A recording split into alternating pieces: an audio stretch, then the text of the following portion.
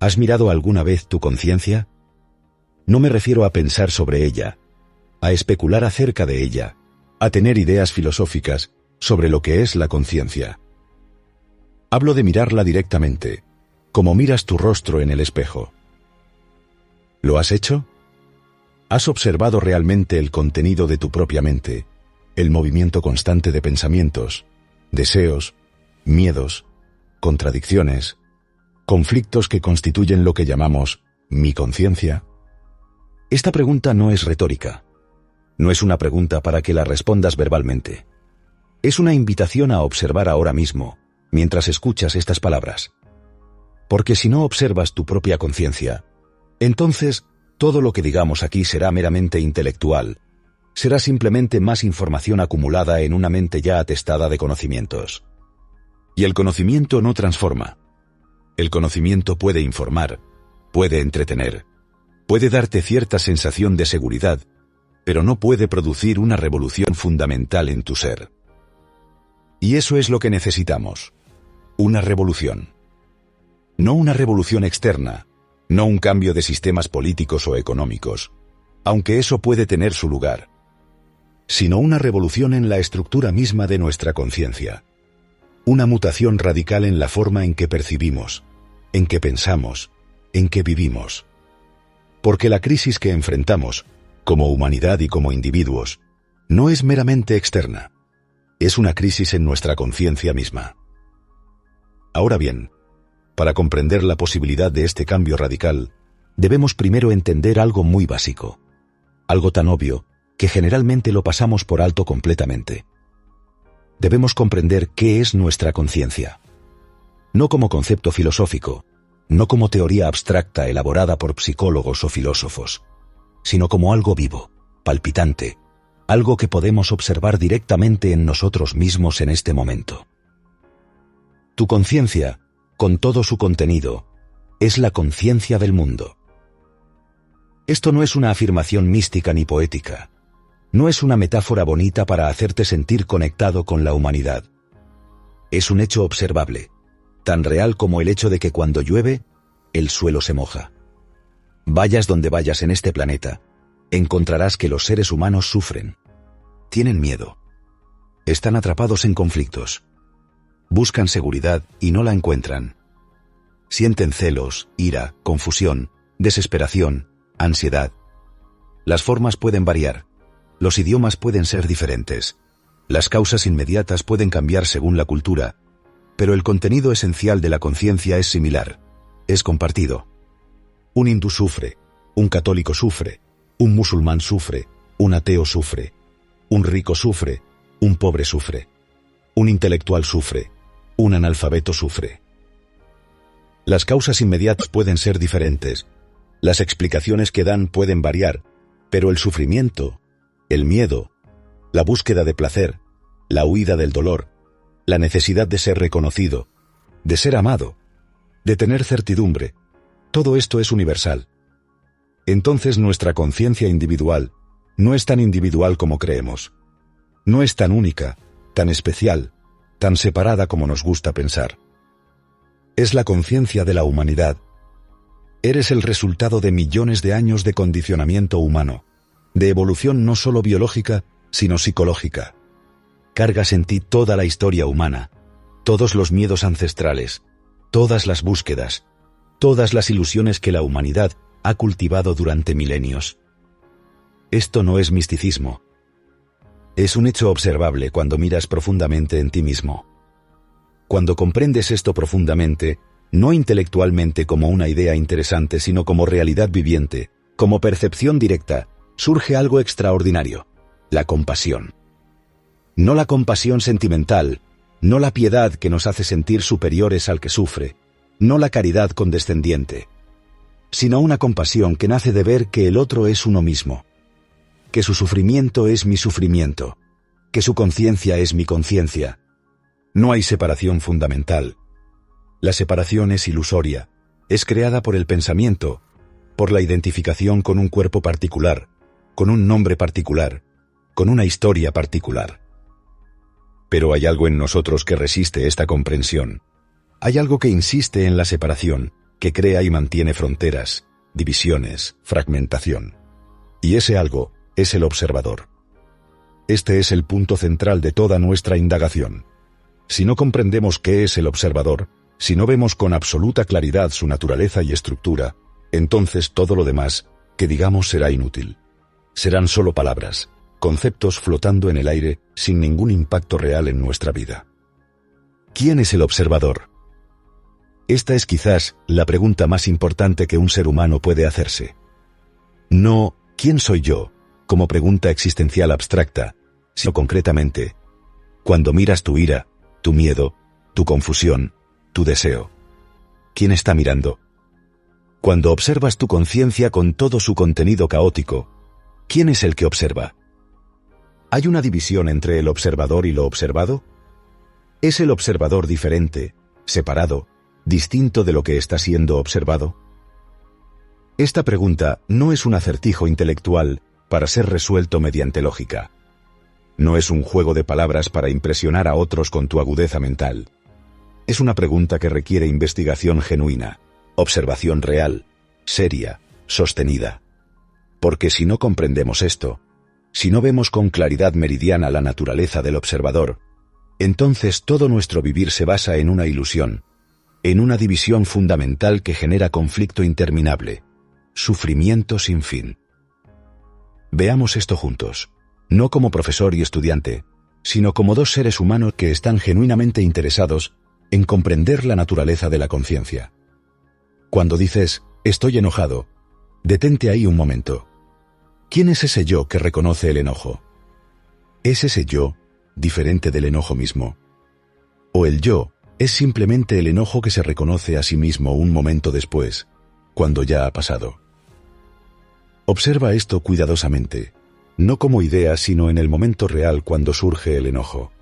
En el instante mismo del enojo, ¿hay un tú separado experimentando el enojo? ¿O hay solo enojo? Es solo un momento después, cuando el pensamiento interviene, cuando surge la división.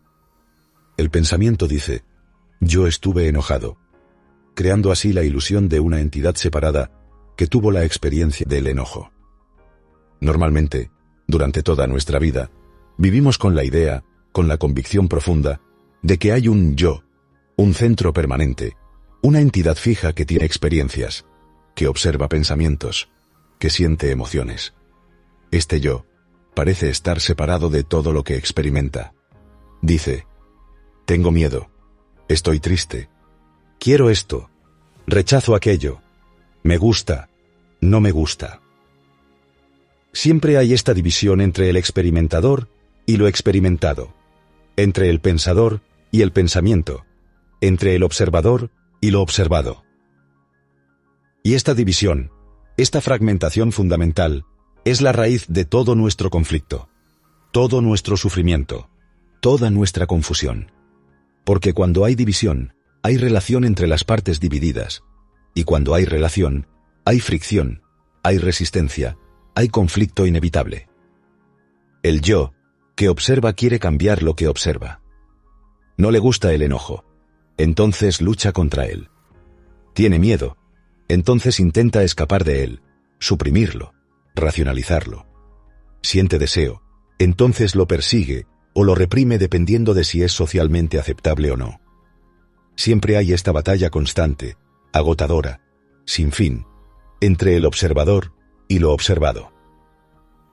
Toda nuestra civilización, toda nuestra cultura, toda nuestra llamada educación se ha construido sobre esta división. Todo el aparato social refuerza esta fragmentación. Desde niños nos enseñan que hay un yo que debe controlar, que debe mejorar, que debe convertirse en algo mejor. Nos dicen que hay instintos bajos que deben ser controlados y aspiraciones nobles que deben ser cultivadas. Hay un yo inferior que debe ser conquistado y un yo superior al que debemos aspirar. El alma en lucha con el cuerpo. La razón en guerra con la emoción. Lo espiritual contra lo material. Lo divino contra lo demoníaco. Esta es toda la historia de la humanidad. Conflicto interminable, batalla sin fin. Y la religión tradicional, organizada, institucionalizada, no ha hecho más que intensificar este conflicto. Te dice que debes dominar tus pasiones, que debes vencer tus deseos carnales, que debes sacrificarte, negarte a ti mismo, sufrir, para alcanzar algo más elevado. El cielo, el nirvana, la iluminación, la salvación. Todo esto implica división, fragmentación, conflicto, violencia contra uno mismo. Y una mente en conflicto consigo misma no puede ser una mente religiosa en el verdadero sentido. No puede conocer lo sagrado, porque lo sagrado solo existe donde hay paz total, silencio completo, donde no hay fragmentación alguna. Ahora, exploremos más profundamente la naturaleza de este observador. ¿Qué es exactamente? ¿Cuál es su estructura? ¿De qué está hecho? No como especulación filosófica, sino como observación directa de lo que realmente es. Si observas cuidadosamente, sin prejuicio, sin conclusiones previas, verás que el observador es el pasado. Es completamente el pasado.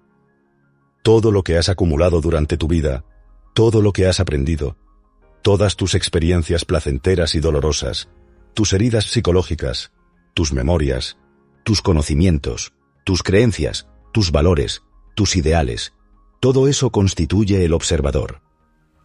El observador no existe en el presente. No puede existir en el presente. Es fundamentalmente una construcción del tiempo, una acumulación de ayer, una estructura edificada por el pensamiento basándose en el pasado.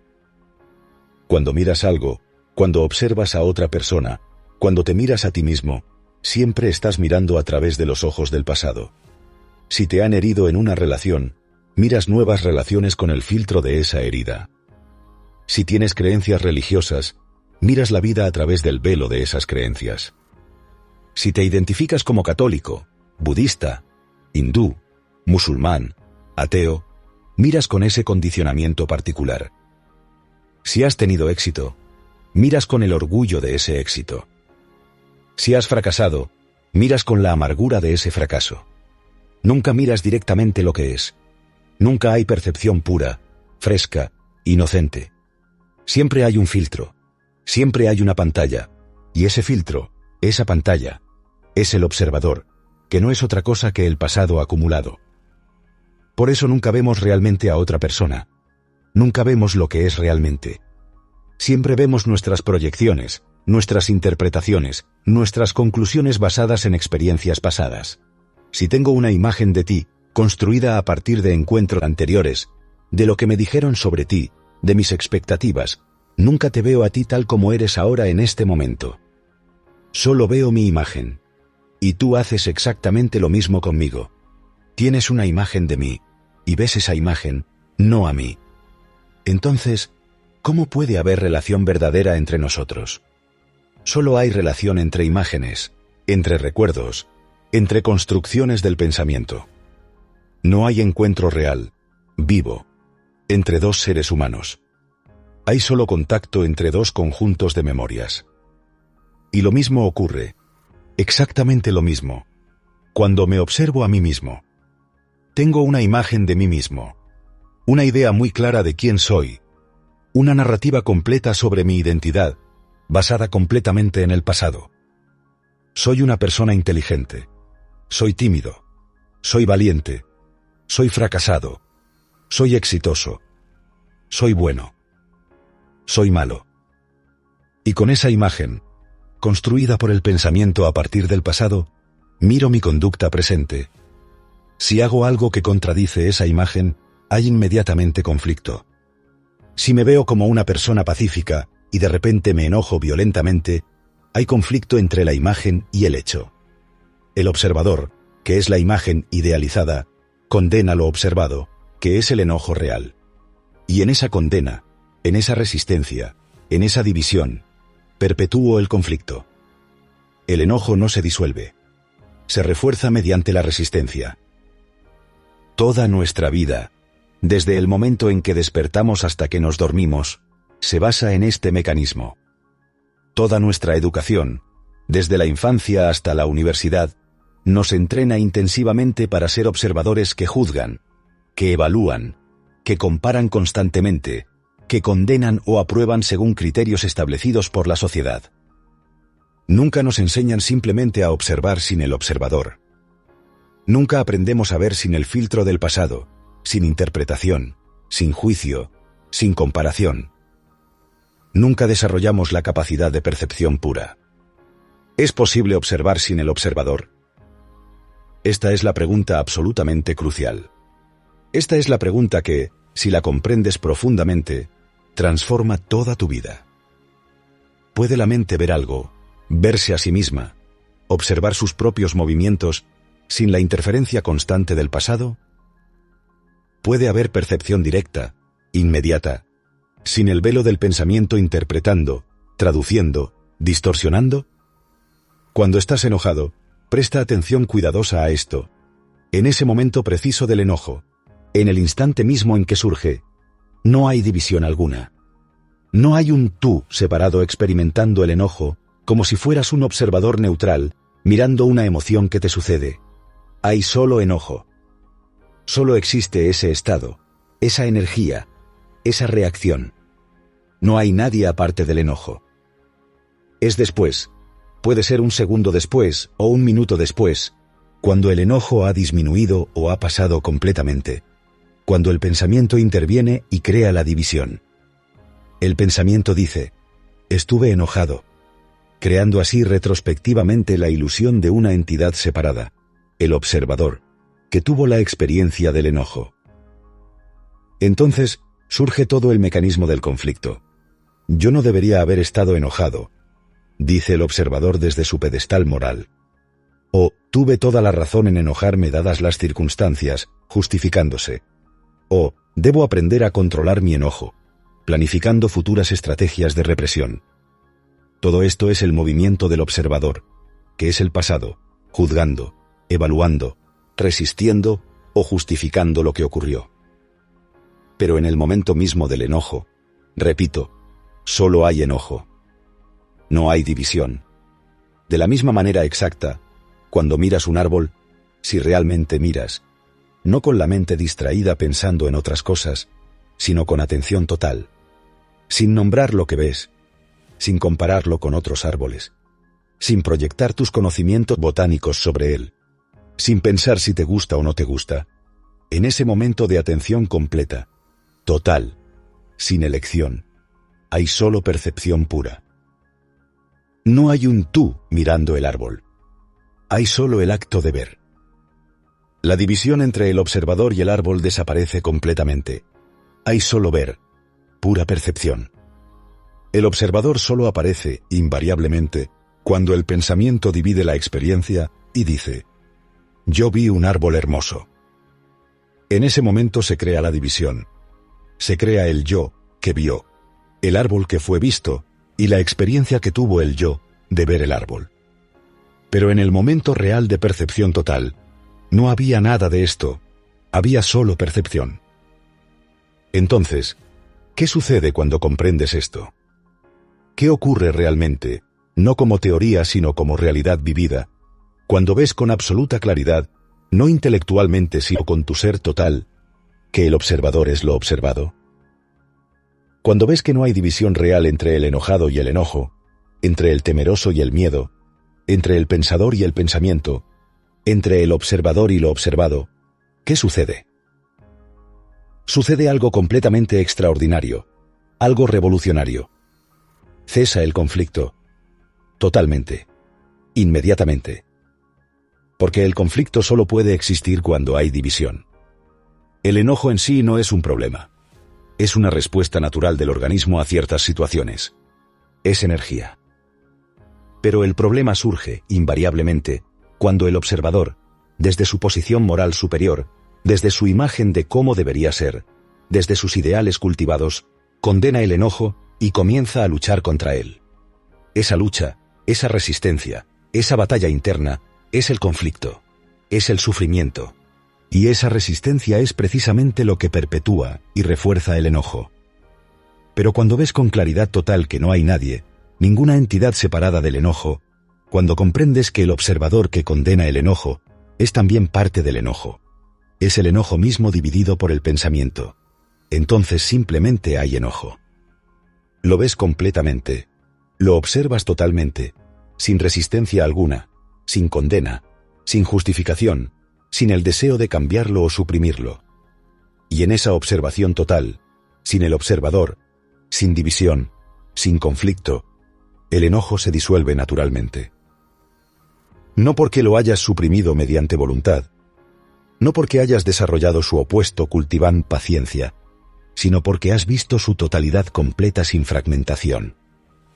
Esto no es control, no tiene nada que ver con control, no es disciplina, no es voluntad fuerte luchando contra voluntad débil, es inteligencia pura, es ver directamente, sin la distorsión del observador, sin fragmentación. Y esa percepción directa, esa visión clara, es en sí misma acción. No hay intervalo de tiempo entre ver y actuar. La percepción misma es transformación. El ver es hacer. Mira, hemos vivido durante milenios, desde el albor de la civilización hasta hoy, en esta batalla interna constante. Desde el principio de la historia registrada, el ser humano ha estado en conflicto consigo mismo. Ha estado dividido, fragmentado, en guerra interna. Todas las religiones organizadas, todas las filosofías elaboradas, todos los sistemas psicológicos desarrollados, han intentado de alguna manera resolver este conflicto fundamental. Pero ninguno lo ha resuelto realmente, porque todos, sin excepción, han perpetuado la división fundamental entre el observador y lo observado. Todos asumen que hay una entidad, un yo, que debe hacer algo con respecto a otra parte de sí mismo. Te dicen, controla tu mente, implicando que hay un controlador separado de la mente que debe ser controlada. Domina tus pasiones, asumiendo que hay un dominador superior a las pasiones inferiores. Supera tu ego, sugiriendo que hay algo más allá del ego que debe conquistarlo. Alcanza tu verdadero ser, presuponiendo que hay un ser falso y un ser verdadero separados. Todo esto, absolutamente todo, presupone división. Presupone que hay un controlador y algo que debe ser controlado, un dominador y algo que debe ser dominado, un conquistador y algo que debe ser conquistado. Y mientras haya esta división, el conflicto continuará inevitablemente, tomando nuevas formas, pero continuando sin fin. Ahora bien, ¿por qué es tan importante comprender esto? ¿Por qué es absolutamente crucial para cada ser humano ver que el observador es lo observado? No es meramente por curiosidad intelectual, no es para tener conversaciones filosóficas interesantes. Es porque mientras haya división en nosotros, mientras haya fragmentación interna, proyectamos inevitablemente esa fragmentación al mundo externo. La división entre judíos y árabes, entre católicos y protestantes, entre hindúes y musulmanes, entre comunistas y capitalistas, entre mi país y tu país, entre mi religión y tu religión, todo esto es la proyección externa, amplificada y magnificada, de nuestra división interna fundamental. Si hay división en mí, un conflicto perpetuo entre lo que soy y lo que creo que debería ser, entre mi yo inferior y mi yo superior, entre mi naturaleza animal y mis aspiraciones espirituales, entonces esa división, esa fragmentación, se manifestará inevitablemente en mis relaciones con otros, en mi familia, en mi sociedad, en mi nación. Crearé muros, fronteras, nacionalidades, religiones separadas y exclusivas. Crearé el nosotros y el ellos, los de adentro y los de afuera, los creyentes y los infieles. Y donde hay nosotros y ellos, donde hay esta división fundamental, hay conflicto, hay violencia, hay guerra, es inevitable. Entonces, la comprensión de que el observador es lo observado, no es en absoluto un asunto meramente personal y privado, como si fuera solo para tu paz mental individual. Tiene inmensas, incalculables implicaciones sociales, políticas, globales. Porque cuando cesa la división interna, cuando ya no hay fragmentación en la conciencia, entonces cesa también la necesidad psicológica de crear división externa. Cuando no hay conflicto interno, no hay impulso para crear conflicto externo. Cuando no hay fragmentación en la conciencia individual, no hay contribución a la fragmentación colectiva. Pero seamos absolutamente claros sobre esto. Esta comprensión no se logra mediante voluntad, mediante esfuerzo, mediante práctica disciplinada, mediante ningún sistema de meditación que hayas aprendido. No puedes decidir: a partir de ahora voy a observar sin el observador. Eso es absurdo. Porque ese yo, que va a hacer algo, que va a practicar, que va a lograr, es el observador mismo. Es el pasado queriendo lograr algo en el futuro. Es el mismo movimiento del tiempo psicológico. Es más de lo mismo disfrazado con nuevas palabras. La comprensión viene únicamente mediante la observación pura, sin motivo, no mediante el esfuerzo por cambiar lo que observas, sino mediante la observación sin dirección, sin propósito, sin el deseo de lograr algo.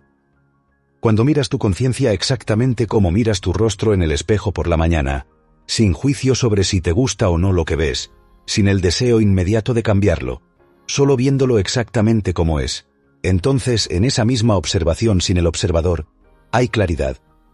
Surge una percepción que no es del pensamiento. Y esa claridad, esa percepción directa, es inteligencia. La inteligencia no es pensamiento. Esta distinción es fundamental. El pensamiento es siempre limitado porque está basado en el conocimiento, y el conocimiento es siempre del pasado, es siempre incompleto, es siempre fragmentario. El pensamiento puede ser muy astuto, muy capaz en el área técnica, pero siempre es limitado. La inteligencia es completamente diferente. Es la percepción de lo total. Es ver la totalidad de algo, no fragmentos aislados. Es ver todas las implicaciones, todas las consecuencias, todo el movimiento, no solo un aspecto. Y esa inteligencia solo puede operar, cuando la mente está silenciosa, cuando el observador, que es el pasado, está ausente. Cuando hay silencio total, no el silencio producido por control o represión, sino el silencio que viene naturalmente cuando has visto completamente el movimiento total del pensamiento y su limitación inherente. Ahora, esto nos lleva directamente, inevitablemente, a algo más fundamental todavía: la meditación. Porque todo lo que hemos estado explorando es realmente qué es la meditación verdadera, no los trucos baratos, no las técnicas comercializadas, no los sistemas que se venden como meditación en cada esquina. La meditación no es concentración. Esto debe ser entendido muy claramente desde el principio. La concentración es básicamente exclusión, es resistencia. Cuando te concentras en algo, un mantra, tu respiración, una imagen, un punto, estás excluyendo deliberadamente todo lo demás. Creas una frontera artificial, una división entre lo que has elegido para concentrarte y todo lo demás que queda afuera. Y por lo tanto, inevitablemente, hay conflicto, hay esfuerzo constante. La mente que se concentra es una mente estrecha, limitada, en tensión constante. La meditación no es repetición mecánica de mantras. No es sentarse en una postura particular que has visto en libros o videos y repetir palabras sin significado, hasta que la mente se embota, se adormece. Eso puede producir cierta experiencia, cierta sensación de paz momentánea, una especie de calma superficial, pero es autohipnosis, es autoengaño, no tiene nada que ver con la meditación real. Es simplemente adormecer la mente, hacerla insensible, embotada. La meditación no es un método para lograr experiencias místicas. No es una técnica para tener visiones, para ver luces de colores, para tener sensaciones corporales especiales, para contactar entidades espirituales, para alcanzar estados alterados de conciencia. Todo eso es extremadamente trivial. Son experiencias, y todas las experiencias, por más extraordinarias que parezcan, están dentro del campo del conocimiento, del pasado, del tiempo. Son productos de pensamiento, aunque no lo reconozcas. La meditación no es control del pensamiento mediante voluntad. No es una batalla por silenciar la mente, por detener el flujo constante de pensamientos usando fuerza mental. Porque, ¿quién es el que va a controlar el pensamiento? Es el observador, el yo, que es también pensamiento. Es pensamiento tratando de controlar pensamiento, lo cual es completamente absurdo, como si tu mano derecha intentara dominar tu mano izquierda. Son parte del mismo organismo. La meditación real, la verdadera meditación, comienza precisamente con la comprensión profunda del observador. Cuando ves claramente que el observador es lo observado, cuando cesa completamente esa división fundamental, entonces hay un tipo de atención completamente diferente. No es concentración estrecha, que es exclusión. No es atención selectiva sobre algo particular. Es atención sin fronteras, sin centro definido. Es estar completamente presente con lo que es, momento a momento, sin el filtro distorsionador del pasado, sin el movimiento del pensamiento que busca constantemente, que evalúa, que juzga, que compara. En esta atención total, sin elección, la mente está naturalmente quieta. No porque hayas forzado el silencio mediante técnicas de control, no porque hayas practicado durante años ejercicios de aquietamiento mental, sino porque has visto la totalidad del movimiento del pensamiento. Has visto cómo el pensamiento crea el observador, cómo el observador crea la división entre él mismo y lo observado, cómo esa división crea conflicto inevitable. Y en ese ver completo, en esa percepción total de todo el movimiento, el pensamiento naturalmente, sin esfuerzo, se aquieta. No porque el pensamiento sea malo o deba ser eliminado, sino porque ha completado su función. Ha visto su propio lugar y su limitación. El pensamiento es absolutamente necesario para funcionar en el mundo práctico, en el mundo técnico. Para ir de tu casa al trabajo, para comunicarte en un idioma, para realizar cualquier tarea técnica, para construir un puente, para operar una computadora, el pensamiento es indispensable. No hay problema con el pensamiento en ese dominio.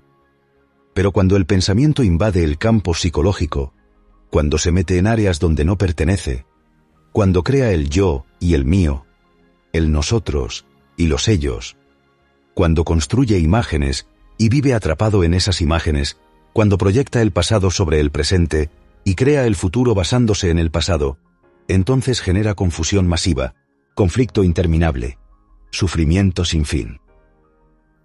La meditación es el estado en que el pensamiento ha cesado completamente de interferir en áreas donde no es necesario ni apropiado. Es un estado de atención sin elección, donde simplemente estás presente, completamente presente, con lo que es. Y en ese estado de presencia total, la mente está extraordinariamente silenciosa, alerta, sensible, no por represión de ningún tipo, sino por comprensión profunda. Y en ese silencio hay espacio. No el espacio que el pensamiento crea midiendo distancias entre objetos. No el espacio geométrico, físico, sino un espacio interno, un vacío que no es vacuidad muerta. Es un silencio vivo, vibrante, lleno de energía tremenda. Y en ese silencio, en ese espacio, algo totalmente nuevo puede surgir. No experiencias místicas que puedas acumular como conocimiento. No visiones que puedas describir y compartir. No poderes ocultos que puedas desarrollar y exhibir. Todo eso es trivialidad absoluta. Es la manifestación del ego espiritual, que es tan feo como cualquier otro ego. Sino algo innombrable. Algo que no puede ser capturado por las palabras. Algo que no puede ser invitado ni cultivado. Algo que es totalmente otro. Totalmente nuevo. Pero no podemos invitar a ese algo. No podemos cultivarlo mediante práctica espiritual. No podemos comprarlo con años de disciplina. Solo podemos preparar el terreno siendo completamente honestos en nuestra observación, siendo totalmente serios, apasionadamente serios en nuestra indagación. Y esa honestidad, esa seriedad, esa pasión, es fundamentalmente la negación total de todo lo que hemos acumulado como el yo, como el centro, como el observador. ¿Ves la belleza extraordinaria de esto? La meditación no es agregar algo más a tu mente ya atestada de conocimientos, experiencias, memorias, imágenes. No es adquirir nuevas experiencias espirituales, nuevos conocimientos esotéricos, nuevos estados elevados de conciencia. Es exactamente lo opuesto. Es el vaciamiento completo de todo lo acumulado. Es la muerte del observador. es terminar con el pasado psicológicamente. Y cuando el observador muere, cuando cesa completamente ese centro que se llama yo, hay vida. Vida sin conflicto, sin división, sin tiempo psicológico. Esta vida sin conflicto no es un ideal para ser alcanzado. No es algo que lograrás mañana si practicas correctamente durante suficiente tiempo. No es una meta, una recompensa futura por tu esfuerzo presente. Es una posibilidad inmediata, ahora, no mañana. Porque el conflicto existe solo cuando hay división entre el observador y lo observado, y esa división existe solo cuando el pensamiento la crea. Cuando ves esto, cuando lo ves realmente como ves que el fuego quema, no como idea sino como hecho innegable, entonces el conflicto cesa ahora mismo, instantáneamente, no en algún futuro imaginario. Y una vida sin conflicto no es en absoluto una vida sin acción, como si fueras una persona apática, indiferente, sentada en algún rincón en trance permanente. Al contrario, es justo lo opuesto. Cuando no hay conflicto interno de ningún tipo, cuando no hay fricción, cuando no hay resistencia, hay energía tremenda disponible.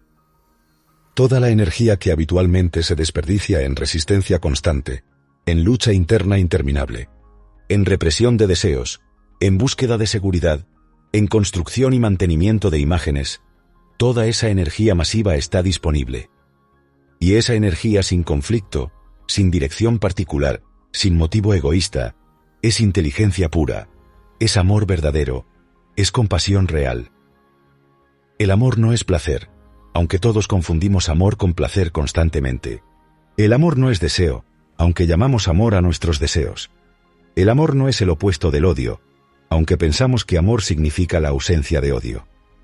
Todas esas son simplemente respuestas del pensamiento, movimientos dentro del campo del tiempo y la memoria. El amor es algo completamente diferente, algo que no puede ser cultivado como se cultiva una planta. Es una cualidad de la mente que no está dividida, que no conoce el yo y el tú, el mío y el tuyo, que no tiene centro desde el cual se mueve. Y donde hay amor, amor real, no sentimentalismo barato, hay compasión inevitable. No compasión por alguien en particular, no piedad condescendiente que divide al que tiene piedad del objeto de su piedad, sino compasión que es la comprensión visceral de que el otro es uno mismo. Porque cuando ves profundamente que tu conciencia es la conciencia del mundo, cuando ves que tu sufrimiento es el sufrimiento humano universal, no hay separación real. La separación se disuelve completamente. Y cuando no hay separación, hay compasión natural, sin motivo egoísta, sin razón calculada. Esta compasión no es sentimiento sentimental que te hace llorar viendo películas tristes. No te hace débil, indeciso, incapaz de actuar con firmeza cuando es necesario. Al contrario, tiene su propia inteligencia inherente, su propia acción apropiada. Y esa acción no es fragmentaria como la acción que surge del pensamiento. No es acción basada en ideas preconcebidas, en ideologías rígidas, en sistemas de pensamiento. Es acción que responde totalmente, completamente, a lo que es en este momento, a la situación real tal como es, no a la situación tal como me gustaría que fuera, o tal como creo que debería ser. Entonces, ¿ves cómo absolutamente todo esto está conectado? La comprensión del observador, la meditación, el fin total del conflicto, el amor, la compasión, la acción inteligente, todo es un movimiento unitario. No son cosas separadas que debes cultivar una por una, como si fuera una lista de compras espirituales. No puedes decir, primero voy a comprender al observador, luego voy a meditar, luego voy a desarrollar compasión, luego voy a amar. Eso es absurdo. Es una transformación total de la conciencia. Todo cambia simultáneamente cuando hay comprensión real. Y esta transformación no es gradual. La transformación gradual, paso a paso, es tiempo. Es el observador queriendo convertirse en algo mejor en el futuro. Es el yo, con todos sus problemas, intentando transformarse en un yo mejorado. Pero sigue siendo el yo, el centro, el observador. Solo ha cambiado de ropa. La verdadera transformación es instantánea, fuera del tiempo. Es la muerte inmediata, completa, sin rastro, del observador, que ocurre en el momento de percepción total, de visión completa sin ninguna distorsión. Puedes morir para tu pasado. No mañana mediante práctica espiritual, no gradualmente desarrollando desapego, sino ahora mismo, en este instante de escuchar estas palabras, de ver lo que se está diciendo. Puedes ver que todo lo que has sido, toda tu acumulación preciosa de experiencias, conocimientos, heridas, logros, fracasos, todo eso es el observador. Y ese observador está intentando constantemente observar, juzgar, evaluar, cambiar lo observado, creando así división y conflicto. Pero el observador es lo observado. No hay dos cosas separadas. Hay solo un movimiento único del pensamiento que se divide a sí mismo artificialmente y crea la ilusión completa de separación. Cuando ves esto, cuando lo ves con claridad total, absoluta, no intelectualmente como una idea interesante para pensar sobre ella, sino con todo tu ser, con tu atención completa, entonces el observador cesa instantáneamente. Y en ese cese, en esa muerte del pasado psicológico, hay libertad. No libertad para hacer lo que te dé la gana, que es simplemente deseo actuando sin restricción, sino libertad del pasado, del peso del tiempo psicológico, de toda la carga tremenda del yo, con su autoimportancia, sus miedos, sus ambiciones, su necesidad constante de ser reconocido. Y en esa libertad hay silencio. Un silencio que no es represión de ruido.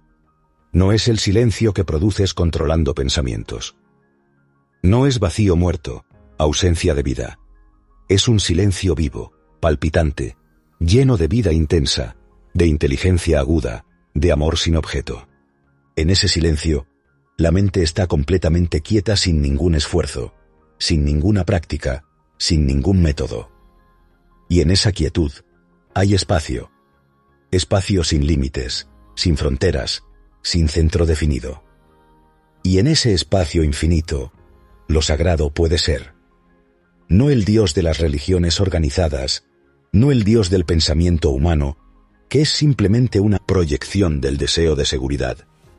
No el Dios en el que crees o no crees, porque creer o no creer son ambos movimientos del pensamiento, sino eso que es innombrable, que no puede ser invitado mediante oración o ritual, que no puede ser cultivado mediante práctica espiritual, que no puede ser alcanzado mediante ningún método, que simplemente está presente cuando la mente está completamente vacía de sí misma, de su propio movimiento egoísta. Esta es la verdadera crisis de la que hablábamos. No solo la crisis externa que vemos en el mundo, las guerras, la pobreza, la destrucción ecológica, aunque todo eso es parte de la crisis, sino fundamentalmente la crisis en la conciencia humana. La crisis de una mente que vive perpetuamente en conflicto consigo misma, fragmentada, dividida, en batalla constante. Y esta crisis fundamental requiere una revolución radical, no cosmética.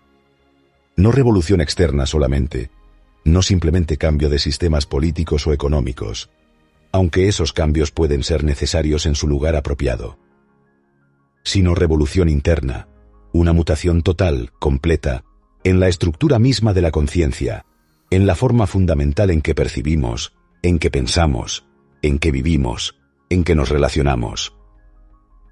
Y esta revolución no puede ser postergada para mañana, no es algo para planificar, para prepararte gradualmente, porque el mundo está literalmente en llamas. El sufrimiento humano no es una abstracción filosófica, es real, está sucediendo ahora. La violencia, la división, el odio, la destrucción, todo esto continúa sin parar. Y continuará inevitablemente, mientras cada uno de nosotros, individualmente, viva en conflicto interno, en fragmentación, en división fundamental creada por el observador. Entonces, esto no es en absoluto una cuestión filosófica abstracta para ser discutida en seminarios académicos. No es tema para conversaciones intelectuales entretenidas en reuniones sociales. Es la cuestión más urgente, más práctica, más inmediata de nuestras vidas. ¿Puedes vivir sin conflicto de ningún tipo? No como ideal hermoso, no como meta espiritual futura, sino como realidad presente, vivida, ahora. Puedes ver directamente, sin ninguna distorsión, que el observador es lo observado, y que en esa comprensión total cesa toda división, todo conflicto. Esto requiere atención seria. Requiere que no estés meramente entretenido por ideas filosóficas. Requiere seriedad absoluta, pasión total. Requiere que dediques tu energía, toda tu energía, tu pasión, tu intensidad, a comprender tu propia mente, tu propia conciencia en funcionamiento, momento a momento. No para mejorarla según algún ideal, no para convertirla en algo más noble o espiritual, sino para comprenderla totalmente tal como es. Porque en esa comprensión completa, sin ninguna distorsión del observador, está la transformación real, inmediata. Y esta comprensión no viene de libros, no viene de maestros espirituales, no viene de prácticas de meditación tradicionales, no viene de retiros de silencio. Todo eso puede tener su lugar como información, como estímulo inicial. Pero la comprensión real viene únicamente de tu propia observación directa, sin intermediarios. Tú eres el observador. Tú eres lo observado. Tú eres el único que puede ver esta división que tú mismo has creado. Y tú eres el único que puede cesar de crearla mediante percepción directa, no mediante esfuerzo de voluntad. Entonces esto requiere responsabilidad absoluta, total. No puedes culpar a la sociedad por tu conflicto. No puedes culpar a tu educación por tu confusión. No puedes culpar a tu infancia, a tus padres, a tu cultura, a tu país, a tu religión, a tu pasado. Todo eso puede haber contribuido significativamente a tu condicionamiento, es cierto. Pero solo tú puedes observarlo directamente ahora. Solo tú puedes comprenderlo totalmente. Solo tú puedes ser libre de ello mediante percepción, no mediante lucha. Esta libertad no es libertinaje. No es hacer lo que te dé la gana sin consideración por nadie más. No es vivir sin ninguna responsabilidad social. Es estar completamente libre del peso psicológico del pasado, libre de la división que el observador crea constantemente, libre del conflicto que surge inevitablemente de esa división. Y esa libertad es amor. Es compasión. Es inteligencia operando sin la distorsión del interés propio. Es vida misma sin la carga opresiva del tiempo psicológico. ¿Puedes vivir así? No como logro espiritual para estar orgulloso. No como algo especial que te hace superior a otros, sino como la forma natural, simple, de vivir cuando no hay distorsión en la percepción, cuando no hay división en la conciencia. Esta es la pregunta que cada ser humano debe hacerse profundamente. No para responderse verbalmente con conclusiones rápidas, sino para vivir con la pregunta intensamente, para dejar que la pregunta trabaje en uno, que remueva todas las capas de condicionamiento. Porque la respuesta verdadera no está en palabras, no está en conceptos filosóficos. La respuesta es la transformación misma. Es el cese del observador. Es el fin total del conflicto. Es el nacimiento de algo completamente nuevo, que no puede ser descrito con palabras, pero que puede ser vivido en cada momento. No como experiencia especial que va y viene, sino como estado natural de la mente que ha comprendido su propio funcionamiento totalmente. Y cuando esto sucede, cuando realmente sucede sin autoengaño, no como experiencia momentánea que acumulas como conocimiento, sino como transformación permanente de la estructura de la conciencia, entonces hay un orden completamente diferente en la vida. Un orden que no es impuesto desde afuera por autoridades, que no está basado en reglas morales y regulaciones sociales, que no depende del miedo al castigo o del deseo de recompensa, sino un orden que surge naturalmente, orgánicamente, de la comprensión. Es el orden de la inteligencia, del amor, de la compasión, operando sin el centro egoísta. Este es el cambio radical del que hemos estado hablando durante toda esta exploración. Esta es la revolución urgente, inmediata, que la conciencia humana necesita desesperadamente. No es reforma superficial. No es modificación gradual de conducta. Es transformación total, completa. Es la muerte del observador y el nacimiento de una percepción completamente diferente, de una forma de vivir totalmente nueva. Y esto es meditación en el sentido verdadero, profundo. No como práctica que haces durante 20 minutos por la mañana. No como técnica para relajarte después de un día estresante, sino como forma de vivir. Vivir en atención total momento a momento, sin la carga del pasado proyectándose constantemente sobre el presente, sin la ansiedad del futuro. Simplemente estar completamente presente con lo que es, sin división entre el observador y lo observado, sin conflicto de ningún tipo. En esa presencia total, sin fragmentación, hay belleza. No la belleza que aprecias en un cuadro o en un paisaje, que es respuesta condicionada basada en comparación, sino belleza que es la ausencia total de fealdad psicológica, que es el orden natural cuando no hay desorden interno. Hay amor sin objeto, hay compasión sin motivo, hay inteligencia sin la limitación del pensamiento fragmentario. Hay lo sagrado, lo innombrable, presente no como experiencia sino como realidad. Y ese es el florecimiento total de la conciencia humana, la realización completa de nuestro potencial más elevado. No como individuos separados buscando egoístamente su propia iluminación personal para sentirse especiales, sino como conciencia humana colectiva que se transforma fundamentalmente. Porque cuando un ser humano realmente comprende, cuando hay transformación genuina en uno, eso afecta a toda la humanidad.